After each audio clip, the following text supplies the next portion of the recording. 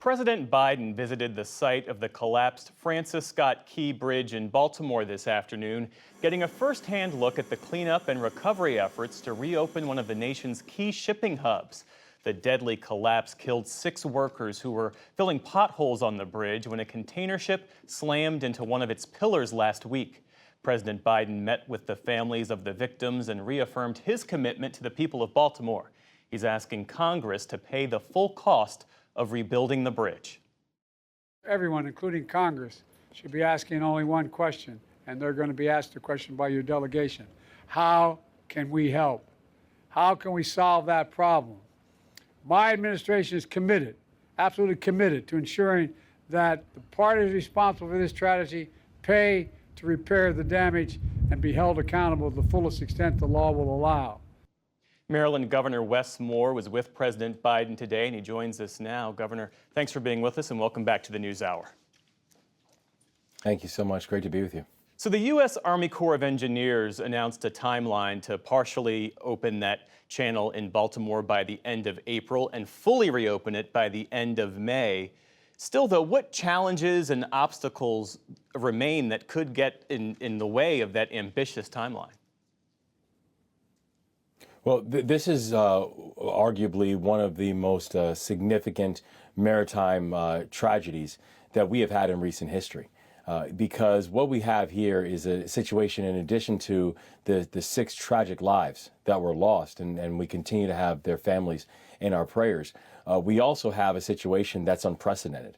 A situation where you have a ship that is the size, literally the size of the Eiffel Tower and the weight of the Washington Monument, that's now sitting in the middle of the Patapsco River and has the Key Bridge, an iconic bridge that's been around as long as I've been alive, that's now sitting on top of it. You have about 27,000 tons of debris that's now sitting in the water. And so how to navigate this and do this is a remarkably complicated operation. You know, we've been grateful that we've been working hand in hand with the Army Corps of Engineers, with the Coast Guard, with the Navy SUPSALV, with the Maryland State Police divers. So this has been a full coordination of federal, state, and local assets. And while we're thankful that the Army Corps of Engineers has put together an aggressive timeline, we know that it's going to take all hands on deck. We know it's going to continue to be a 24/7 operation, and we know we're going to continue putting together all assets necessary in order for us to provide comfort to the families, reopen the channels, make sure we're taking care of our people, and getting the Key Bridge rebuilt. The closure obviously has an impact on the national economy. What are the consequences of a prolonged closure of this port on Maryland's economy? And are you concerned that shippers and suppliers could permanently shift to ports in New Jersey and New York, for instance? Well, I'm very concerned not just about what it's going to mean to Maryland's economy, but what it's going to mean to the nation's economy. You know, this is going to hurt the farmer in Kentucky, because the largest port in this country for agricultural equipment is the Port of Baltimore. This is going to hurt the automaker in Ohio, because the largest port in this country for new cars and heavy trucks is the Port of Baltimore. This is going to hurt the restaurant owner in Tennessee, because the largest port for spices and sugars in the country is the Port of Baltimore. So this is not just going to have significant impacts on Maryland's economy, it will have significant impacts on our national economy. But it is one of the reasons that we have been working around the clock, and also we're so grateful for the support that we receive from businesses. So for example, today we just launched something called the Maryland Tough Baltimore Strong Alliance, which now has over 80 companies that have signed on, some of which who have signed on and said they are not going to lay off workers, or saying they are not going to reroute their products. Even if they have to do it temporarily, they are coming back to Baltimore. So seeing the way the community, and that includes the business community, has been rallying around Maryland and rallying around Baltimore in this moment has been truly inspiring. As you mentioned, 6 men died in the collapse of that bridge. 4 of them have not been found. How are their families faring, and what, if anything, is being done to support them, given that they likely don't have the resources to sustain the type of tragedies that have befallen them?